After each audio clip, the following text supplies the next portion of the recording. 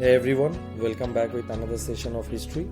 So we'll continue the same chapter, that is New Empires and Kingdoms. Now in the previous session we have already discussed about the Gupta administration and Harshavardhan and his administration during the reign of Harshavardhan.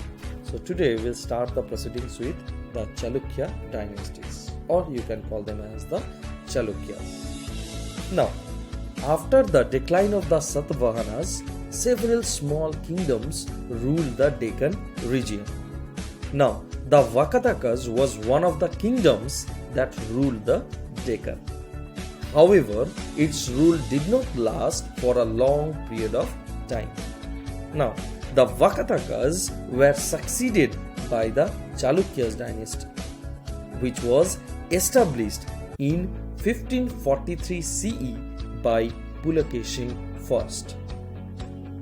Alright, now Pulakeshin II was the most powerful ruler of the Chalukyan dynasty.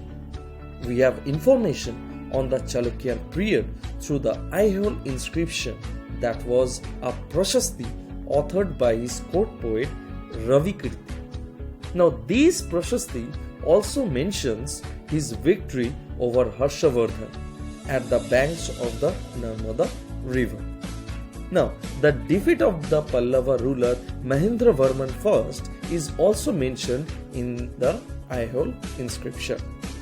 Now, modern day Karnataka, Andhra Pradesh and Telangana formed the Chalukyan Empire, and Pulakeshin II's reign is remembered as being the greatest period in the history of Deccan.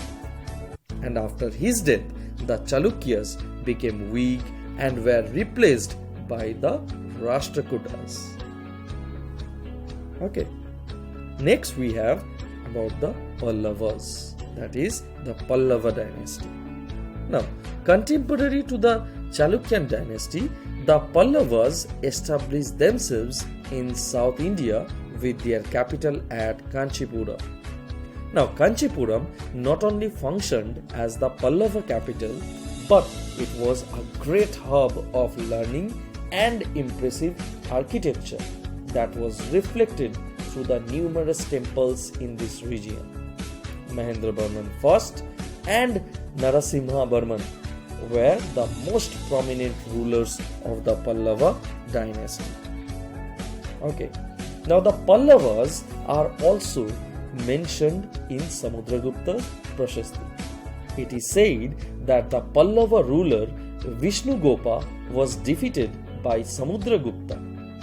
Now the Pallavas ruled from Kanchipuram and their kingdom extended till the Kaveri Delta. There was constant struggle between the Chalukyas and the Pallavas.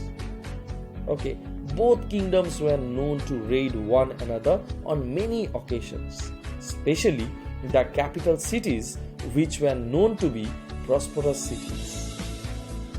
Alright, now if we discuss talk about the administration about these Chalukyas and Pallavas, now the administration was quite similar to what existed during the rule of earlier dynasties. Now land revenue continued to be an important source of revenue, and the village was still considered the basic unit of administration. In South India, there were three types of villages that existed. That includes first the Ur, the Sabha and Nagara. Now the Ur was an ordinary village that was formed by the tax-paying residents. On the other side, the Sabha was formed by the Brahmanas and functioned through a committee called Varyams. And lastly, the Nagarams were found mainly in towns and cities that developed as trade centers. Along with all this, the main functions of the Ur, Sabha and Nagaram was to collect revenue, maintain records and sort disputes such as irrigation rights. Okay, so that's all we have in this session. Until the next time with some different topics. Bye bye.